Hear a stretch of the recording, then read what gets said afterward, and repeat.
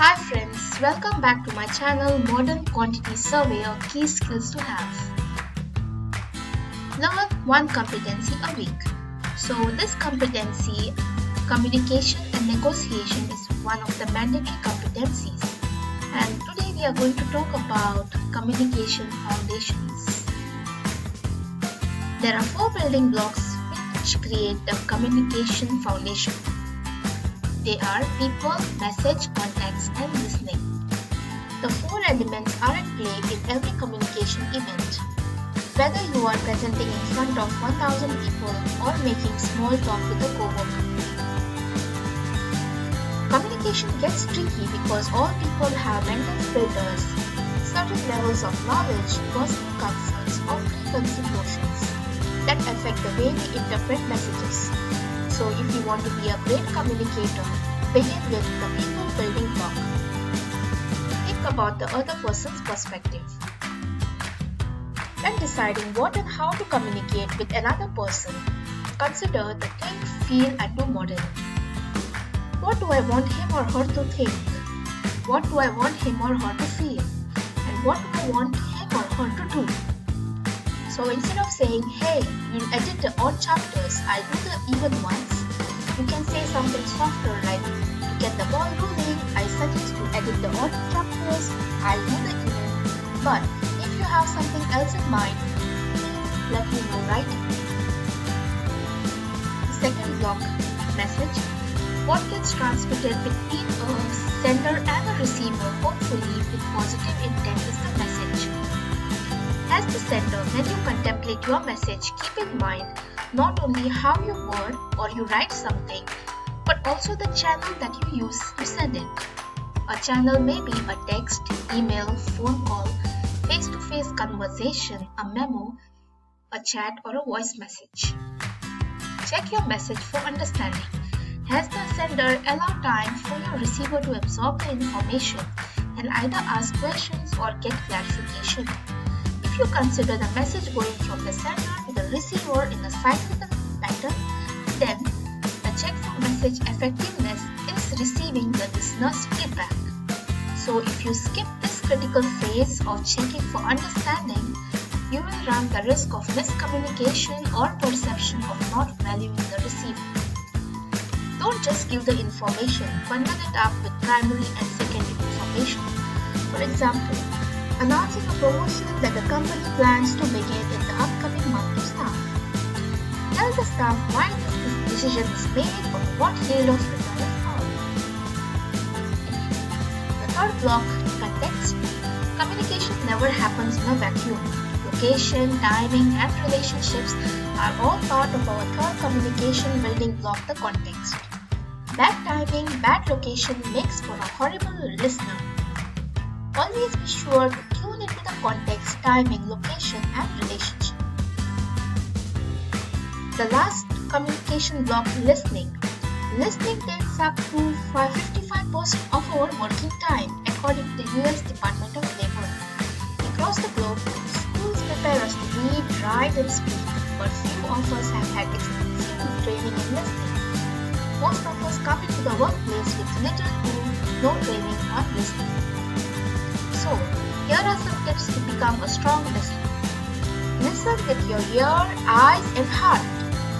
Use ears to pay close attention to spoken words, tone of voice, or even pacing.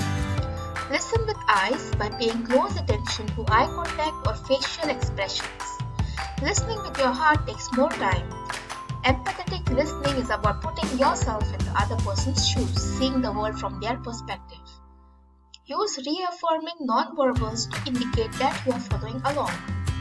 Use interjective words like or feel free to summarize what you hear. So for quantity surveyors, these are some common situations you may face. For example, when you socialize in professional settings, when you run meetings, when you send emails, when you are explaining, presenting, pitching ideas, asking for something, or you are criticized.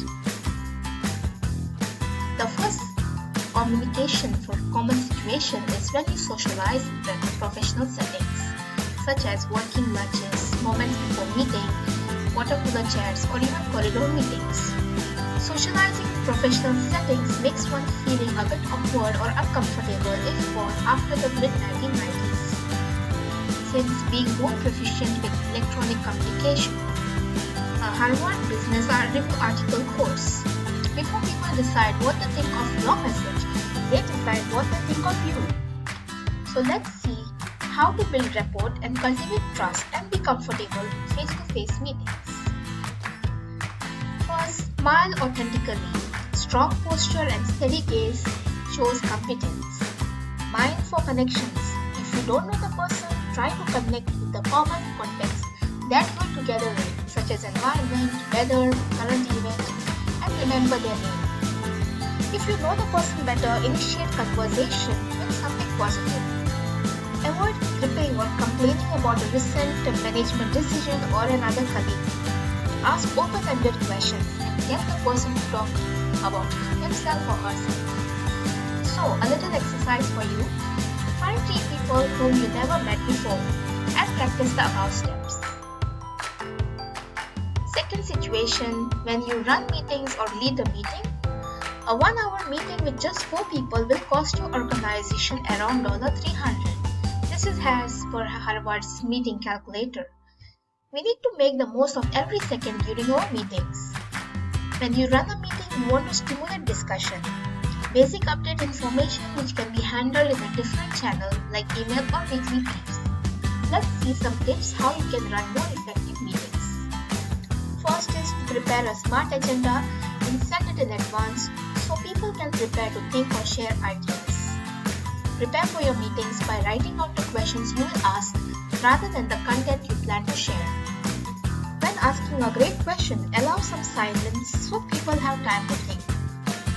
Monitor participation so everyone has a chance to talk and don't forget virtual participants.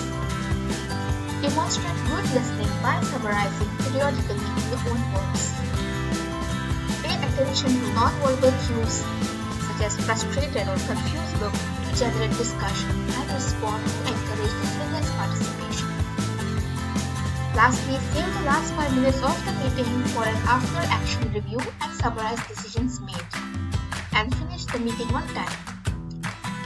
So, a little exercise again. Go to your calendar and find your next scheduled meeting and practice these steps. The third situation is when you send emails, which is a very common one. And a recent study found that employees spend more than a quarter of their time reading and writing emails. A Baltimore news channel accidentally labeled a video with the Prince of Wales as the Prince of Wales.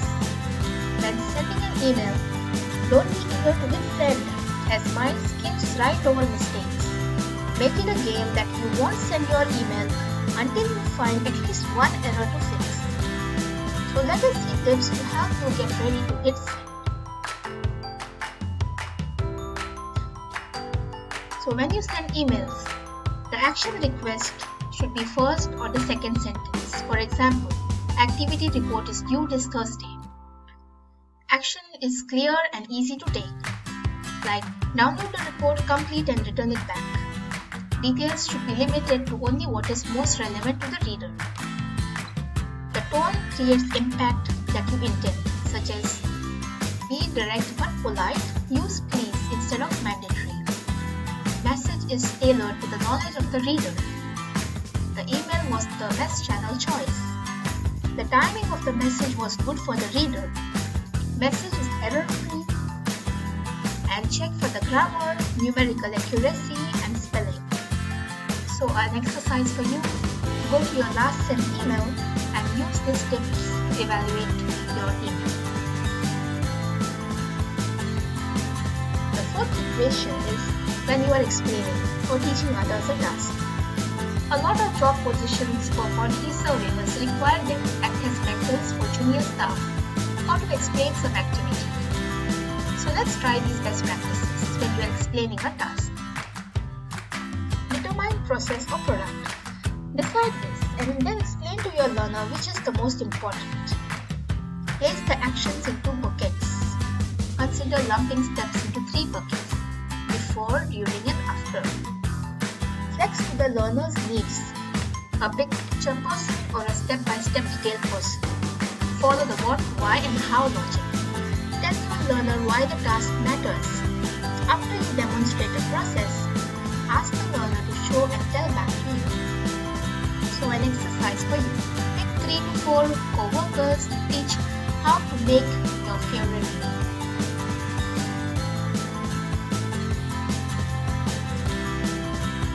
Now, this is a very common situation when you are presenting or giving a presentation in front of clients or any executive committee, and this needs preparation. So when you are presenting, know your audience. How much do they know? Create an SCQA introduction. Situation, complication, question, answer. What is the current situation? What's the complication? What's the key question? And what's the answer? Share your suggestion or key idea within the first 60 to 90 seconds of your presentation. Lead with your conclusion. If you prepare 100% for your presentation, prepare 200% for the questions.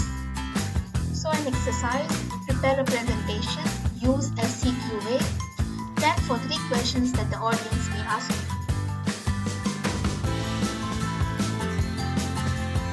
A few more situations when you pitch ideas. Train yourself to ask questions, talk less, listen deeply, support your ideas with evidence.